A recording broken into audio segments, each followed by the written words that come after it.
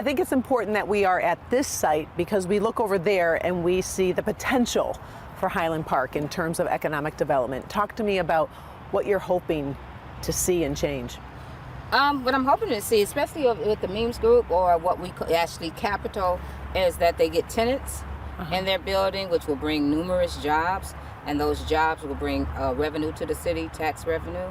The small industrial complex isn't the only business that's happening here on Hamilton Street, though. Can you talk about how important the Hamilton corridor is to the city of Highland Park? Oh, well, it's very important. If you think about it, you have right there at Pontchartrain, you have the park, which is Palmer Park, and then you have the golf course. And everybody loves to come to the golf course. What is it? The new Rock. What is it? Rock Financial. The Rocket Mortgage. Yeah, Classic. the Rocket Mortgage Classic. And so they're looking for places to stay when they're here. They're looking for Airbnbs and hotels, and I see all of that here in Highland Park. And then connecting to the Boston Edison area on the other end, that those houses are historic and beautiful, and we want people to be able to drive through and just come and stop and walk. And Hamilton used to be called Antique Row. That was when I first moved here. It was Antique Row. There was a lot of little mom and pop shops on here, and they all had something to offer, from ice cream to hardware. And that's what we're looking again. We want Hamilton to be that place where people come through just like they go through Ferndale and they go through Royal Oak on Main Street. That's what we want here. So what's your biggest obstacle? Obviously Highland Park is a great location in terms of getting to all of the different Metro Detroit suburbs, clearly, and transportation. So what's your biggest obstacle in terms of building this development? Revenue, I believe. I want to say, people are having hard times getting finances. And so we've been working very hard to help them with, resources. So the resources that small businesses need to go ahead and grow and develop here, that's what we're working towards, and that's what we need help with. So we're partnering with a lot of people, MEDC, we're partnering with MISTA, we're partnering with the State Land Bank, we're partnering with Wayne County Land Bank to get those resources and whatever we could do to help people to come Highland Park and build. I'm sure it's got to help when you get wins like you did with the whole Highland Park water issue.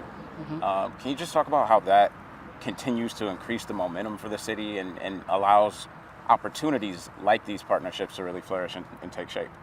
Well, we know the water issue has been a beast for over 20 years. It's been something that's continued and continued and continued.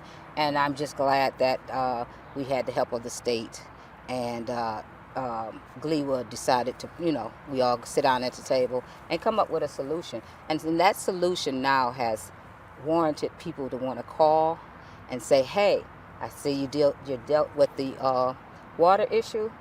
I'm ready to build here. I'm ready to, develop here. I was speaking with a resident who was frustrated because their water bill doubled. What do you say to the residents and how can we help them? Well, that's one thing that the governor did, and thanks to Governor Gretchen Whitmer for that, is making sure that she put money into this deal for residents to be able to get help for their water bills. Now, will everybody qualify? Because, I don't want to mislead people. No, they won't. But at least there's people who's on fixed incomes, who can't afford it, who cannot do, just come out of their pockets with these doubles, that they put money in. You can go to Thaw, you can go to Wayne Metro, and they have money to pay the bill. And so it's a help for a lot of people in our city, but it might not be a help for everybody. Right. But we're still working on how we can do that because there's, new laws being presented in the legislative, as for affordability. The Water Affordability Act. So we're praying that get passed so that other citizens can afford, their water. We're hoping that the water increase will not last long because we have to get meters under the ground. And that was the other money that they gave us, is to install these master meters. And Highland Park has not been metered since it's been on GLEWA, and that's been since Detroit Water and Sewage Department since 2012. So there has not been any accurate readings under the ground of how much sewage is being used, how much water is being used. And once we get those readings and consistent readings, then we should see some decreases, because we did discover that we were overpaying and that we were, being, what is it called? Guesstimations? Yes. Yeah. Of you can be a real victim of that. Right. Of what we owe. And so I'm glad that they had that time to be able to discover, we don't owe that. That's not enough, our bill. That's not all of our bill. So now, with that, we can find out exactly what we're using. Talk about fire and police. We've seen reductions in violent crimes in Highland Park in your time as mayor. I'm excited. How have you been able to achieve that? I have a great chief of police, and I have a great chief of fire. So we're not totally there yet, because there is some things that we need to get done. But for the first time, as a standalone fire department since 1985, the fire department is fully staffed with full-time firefighters. The police department, we are now competitive. We're competitive. We have a salary that we feel is competitive with all the other cities, enough to get us. Somebody said, in what city can you go to now and actually come in and sit down with the chief once a month and hold a conversation? I know that we have lights, on near the edges of main streets by Woodward, et cetera, but on the inner part of a residential street, there are no lights, and residents are concerned about that. And what are we going to do about it? The problem that we have of getting those lights reinstated is that we have went from 50,000 people at its peak in Highland Park to under 10. And so that means the revenue that was paying for those lights are no longer there. I'm not going to tell you a lie. And the truth is, until we get the finances to finance those lights, we can't put them back in here, because they'll be right back out.